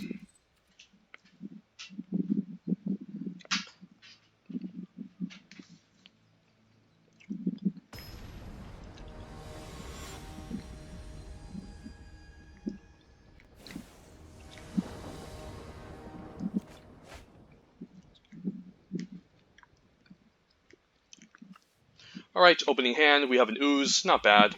Broken Wings, maybe used later. Draw a Visionary later, but it's okay, we're on the play. Can't really go down a land. Hopefully we get a good 2-drop, like maybe I don't... This is the game where I don't actually mind the Mesa Links on 2, but a Gnarly Colony works. Against a blue player, we want to just apply pressure early on. Not to get greedy, and not to get too greedy with... Okay, so he's trying to mill us here. And what did he manage to mill? 2 good removal spells, okay. Zendikar I don't care about. Scale the Heights. Visionary, decent. Okay, so he's in the mill plan. And that's definitely a first pickable quality card in this set. The Maddening Cacophony can be definitely a powerful enabler for the mill strategy. So can this block? How many? I guess I have 8 in the graveyard, so it can block. So I think this turn we Broken Wings and destroy it. And I think I need to start attacking right away to grow the Ooze. So that's the reason why I think it's fine just doing this. ASAP. We might have to close the game out with the Might of Marasa. So Broken Wing's actually doing a lot of work in this deck. Although now our 4/4 is locked down. I think I need to play out the Visionary here.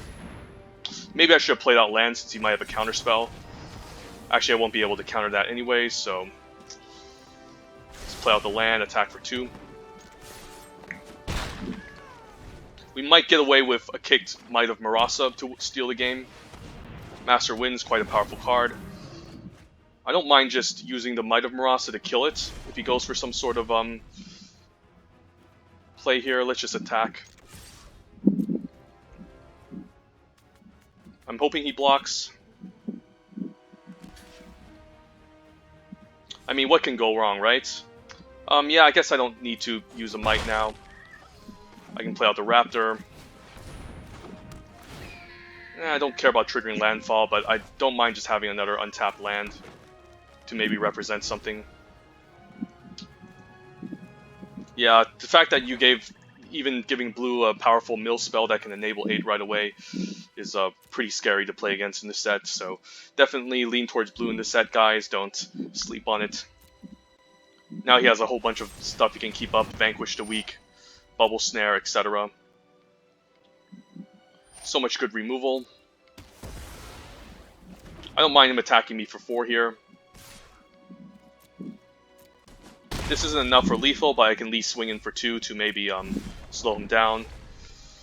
Okay, that's a tapped land. Not something I expect, but I'll attack him for 2. And we might steal the game with the Might of Marasa next turn.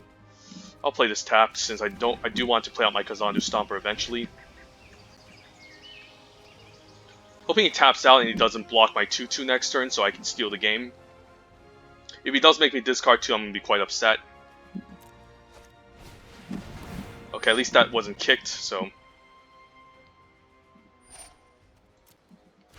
Guess I'm taking 4. Okay.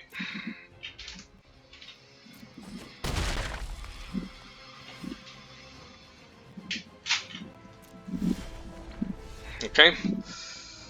Yeah, I guess I'll just play out the Stomper.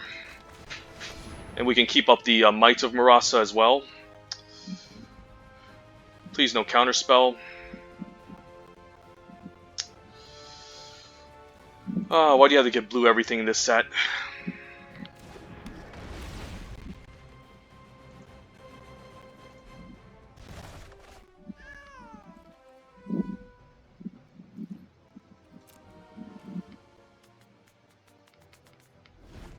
Just hoping no Into the Royal.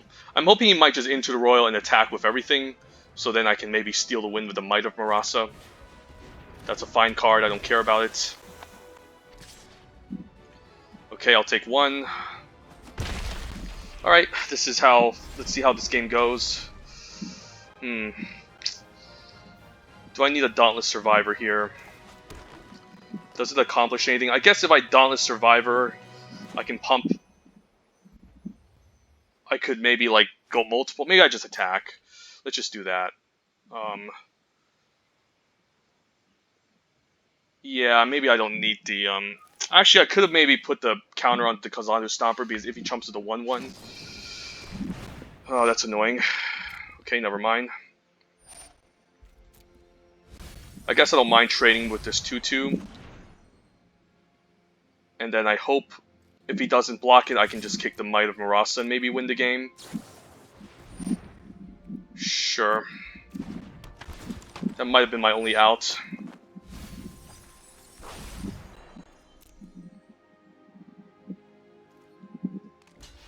I could use the Might here to save it. Yeah, I guess I do. Alternatively, I could keep it and play out the Florahedron and the Dauntless Survivor. But he's probably going to block it anyways. This is a little bit difficult. Yeah, I'll Might here. It's not very good, but...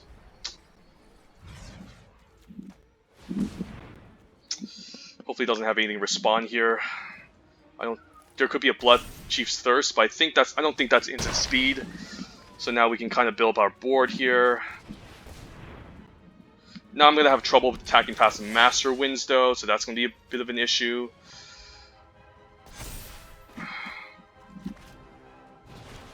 so I might need to try something else. I don't know, maybe I should let the attack happen, so if he blocks the Master wins in the future, we can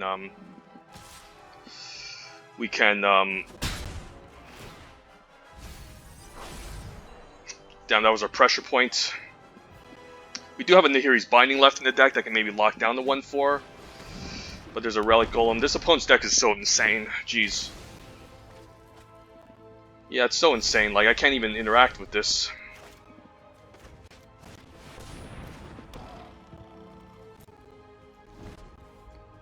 Like, there's just so much cheap interaction here, and then the mill effect, also a powerful win condition. Even had a Mauling, too, to get rid of my Stomper. Oh, yeah, this game is not looking good. Might need to find some sort of pump effect, maybe, to help close out next turn.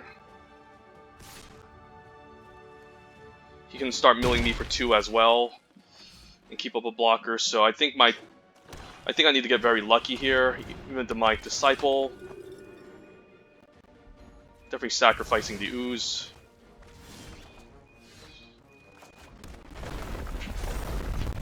He's just gonna mill me. If I attack with all, what happens? I can get him down to 3, but he can just swing back for the Golem, so I don't think we attack. I just need to get lucky with wow, even the Bubble Snare. Yeah, I don't think I have any outs here. This opponent's deck is just too strong, and this is how this blue is just so busted in the set. Ooh, there's our Binding. Okay, I think we have to go for it here. He can mill me for 2, but I can attack him for 3.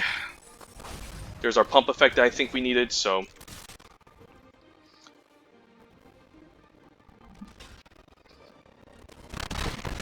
Next turn I can maybe get him down to 2, he might block the 1-powered creature.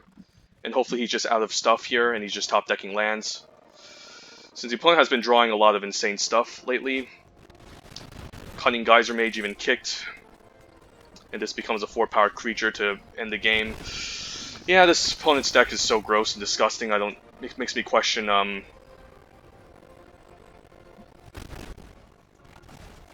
this set quite often. So now I need an answer to Master Wins, which I don't. So, yep, there you go, busted Dimir deck.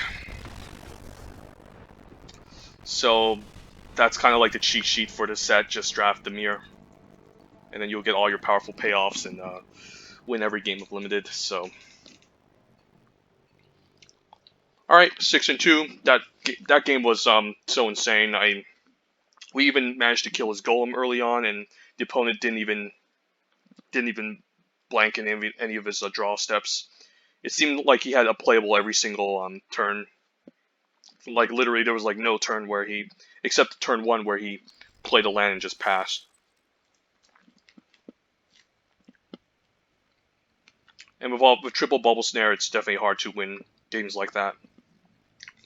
So, definitely going to put blue higher on my list as the best color in the set, and Dimir as the best archetype, along with Wizards, I think.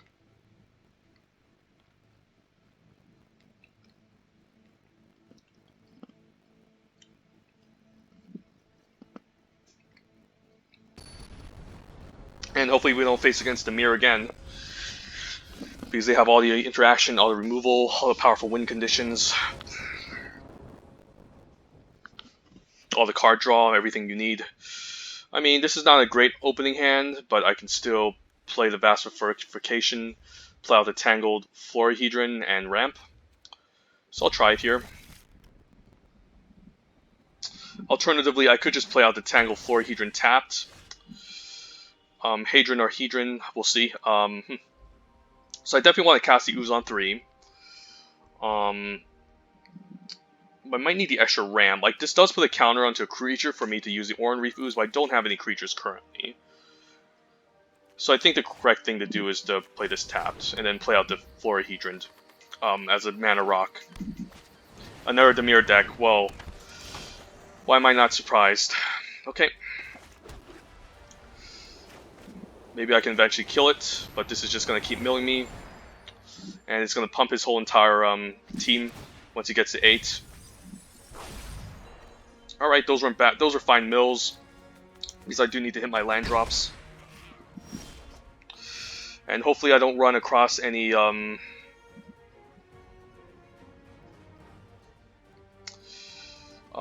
could play a tapped land, but he might have... He doesn't have... He might have that counter spell that makes me pay 1. So maybe it's fine to just play out the forest still and play out the ooze. And you could have a Zulaport Duelist at instant speed end of turn. Are you freaking kidding me? Like... Yeah, this is dumb. Even had an anti-cognition here. Dimir. Why do you have to be like this? Is he even going to kill my Mana Rock too? Even milled some of my playable cards, so now if I end up flooding, this is going to be a problem. He needs to upkeep this as well. Well, fun and interactive game. Wow, he has to mill all my playables, and now I'm just going to flood out with lands. That's really nice. Oh, and here's a land.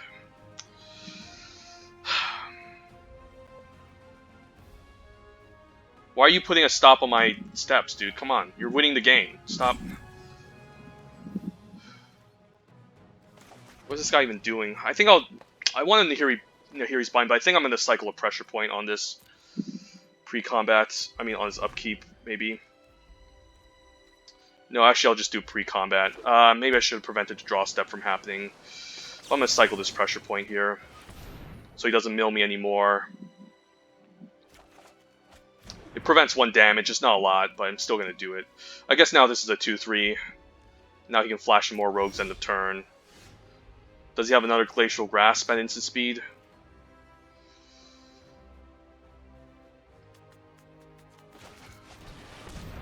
He might just have the counter spell here for 1. Alright, I guess it's not that bad now. And now we can finally play our planes to play the Nahiri's Binding eventually. And now the Stampede can be pretty decent to helping us close out the game, maybe. I'm glad he just passed the turn there. Please mill the lands, thank you. I don't need any more lands in this deck.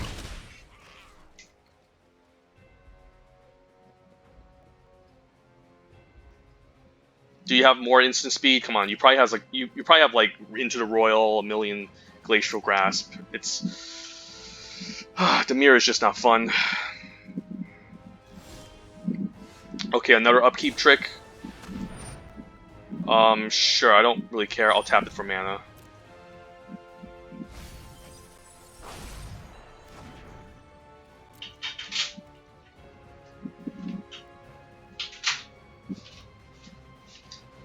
Like, I can't even interact with this player.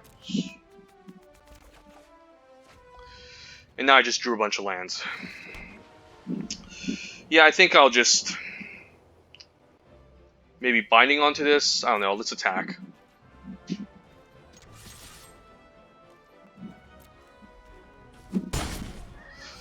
I'm fine just taking another 2, and then maybe I need to save the binding for something better.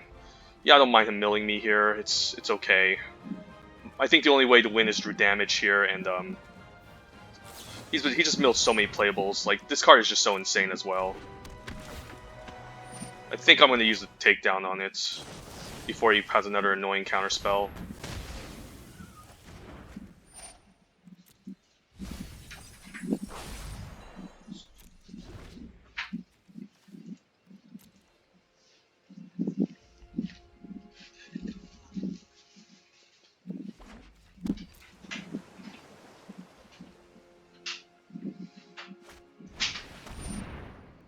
Sure.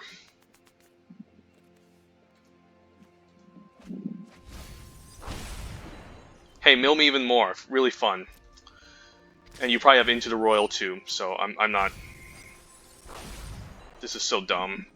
He's winning the game with essentially just 1 creature and a million, like, interaction spells. Like, I can't even play Magic. Sure, draw even more cards. Sure.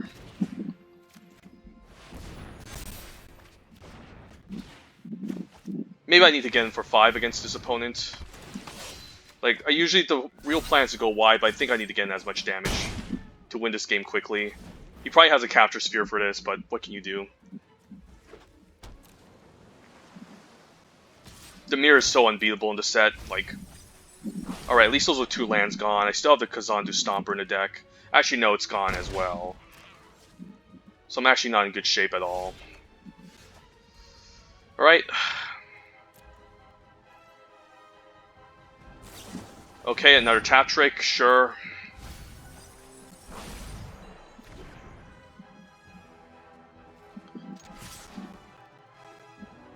Another trick?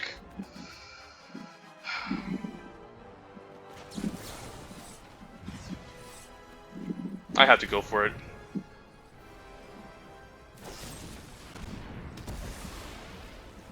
Like, how can you play this game? Like, this is so freaking stupid. Okay, never mind. Alright, this is 6-3. We lost to Dimir. Alright, so now I realize this set isn't as good as it is. It's just really stupid. Just Dimir is completely unbeatable, and, no, this is a bad set. I take my thoughts back. This isn't an amazing set. Dimir totally owns limited. Like, I couldn't even play a game of Magic against the guy. Like, I'm not going to use a Nahiri's Binding on a 2-3 flyer. You could have something scarier. Alright, that was really annoying. But yeah. That goes to show you how powerful Dimir is. We went 6-3. Could have gotten 7 wins if we didn't play against a broken Dimir deck, but yeah. Anyways, let's crack our packs. So this is essentially just Ikoria, where you just draft Dimir, I guess. So it's a set that I guess it won't be called Dominator 2.0 anymore, since Dimir is just so busted. Alright, pack 1, pick 1. This is a fine card. Helps you loot if you can, whenever you cast kick spells, so best in blue-green, but there's a lot of kicker in blue already, so no surprise. And then this enters the battlefield. You can draw a card essentially with a kicker ability, so this is quite good.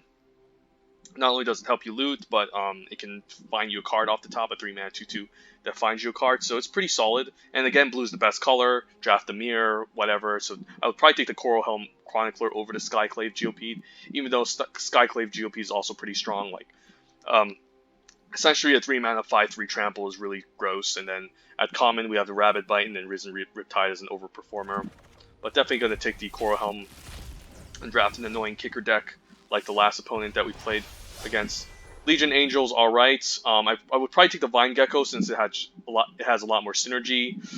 And then yeah, this is great in the kicker deck, like blue-green kicker, and then this can eventually grow the more kicker spells that you play.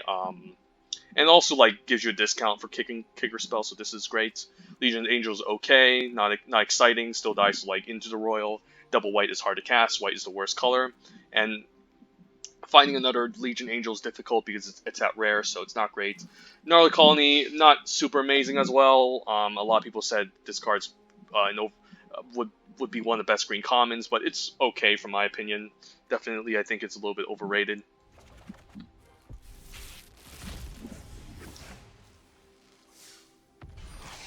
Inscription of Ruin is busted. Essentially, if you can get to late game to kick this, you can do all these effects, which is quite broken. Just getting back a cheap creature back, killing a small creature, and making the opponent discard 2. And even then, like 3-mana sorcery using one of these effects are quite nice. You can Mind Rot them, bring back a creature, or just kill a cheap creature. So it's essentially like a Vanquish the Weak, a Mind Rot, and like, I don't know, like an Unearth for 3 mana. If you want to be flexible, that is. Synchronized Spellcraft is okay. Shepherd Heroes, decent white common. A little bit overrated too early on in the set, but now I realize that white isn't as amazing as it seems, so definitely going to put a lower priority on white in this set. But yeah, easy Inscription of Ruin.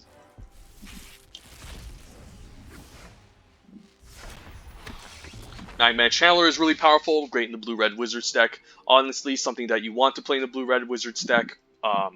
And, you know, not only can this become a 4/4 later on in the game, once you get enough instances and sorceries in the graveyard, which is a pretty nice body, but you can also just use this as a nice nice card draw effect later. A decent tormenting voice later in the game by discarding a card and then having up to 2 options to play. Although it's not really tormenting voice because you don't keep all 2 cards, but it does help you filter. and convert your late game lands into playable spells. So this is quite good. Marasa Sproutling is also quite good. 3 mana 3/3 if you need one, and then if you can kick this and get back a kicker spell, this can be a nice grindy card. So this is also great. Apparently all the MDFCs are good. This can be a fight spell and a tap land, but definitely you want to play this in a deck with lots of big green creatures. Otherwise, fight spells aren't that amazing, since you can totally get blown out, and your creature also loses toughness whenever it fights. So yeah, I would still probably put the Marasa Sproutling higher than the Colony Ambush, but this is also good. And the best common in the pack, Vanquish the Weak. Not surprisingly enough, Dimir has to have all the removal spells, bounce spells, and mill spells in the set. So that kind of makes me unhappy, seeing that the last two opponents in this draft had just completely insane busted Dimir decks. Like, you can not only is milling a win condition, but you also have flyers that can just do damage in Dimir. And then you have all the best removal spells and interaction spells. So Dimir is completely broken, and it just might make this format just as bad as Ikoria, I think. Ikoria was bad because of cycling and Xenoflare. This set is bad because Dimir had all the removal spells, and then they have all the mill spells, and then all the evasive flyers that can kill you. So yeah, blue-black is broken in this set. Yeah, Krakmaw, first pickable card. And then Rockslide Sorcerer is pretty strong if you're in the blue-red Wizards deck. If you can constantly trigger this and deal 1 damage to everything, is fine. Prowling Feldar, fine landfall creature. I've been overrating this card a little bit too much, but 4 mana 2. But the fact is, 4 mana is still a lot of mana, and if the opponent can kill this with like Vanquish the Weak or a cheap removal spell, it just sets you back so far behind, since you're trading down with a removal spell. But if this manages to resolve and survive, like once you trigger Landfall twice, this really becomes a huge threat. But if you get 1 Landfall trigger, it's okay, but with 2 Landfall triggers, this can really get out of hand. So a pretty solid card in a Landfall deck, but obviously take Krakmaw. So yeah, I got a little bit salty in this draft. The last 2 final opponents just had broken blue-black decks, so if you want to win your Ikoria draft pod, just draft Dimir. It's easy, and I think Wizards might be the second best archetype in the set, given how broken blue is. But yeah, it was close. Almost got to 7 wins. This video is still worthy of an upload. It's an okay deck that managed to get up to 6-3. But overall, now you can see the power of Dimir in the set and how busted it is for this video. That if you want to win your FNM, just draft Dimir. Even force it, even force Mana and Cacophony first pick. Even force the Ruin Crab pack 1, pick 1. There's just so much mill and powerful blue cards in this set. Like, the table can support up to maybe 3 Dimir drafters. Essentially, so it's not wrong maybe even taking the crab over like a Deadly Alliance. With that being said, yeah, I might fire off another Zendikar Rising draft, and maybe we can draft a broken Dimir deck and be the bad guys this time around. But overall, I think the deck was still pretty fun, but kind of got ruined by blue-black in this set. So anyways, I guess this limited set isn't as wonderful as it is now that I think about it. So in the meantime, stay tuned for more content and have a great day. Take care.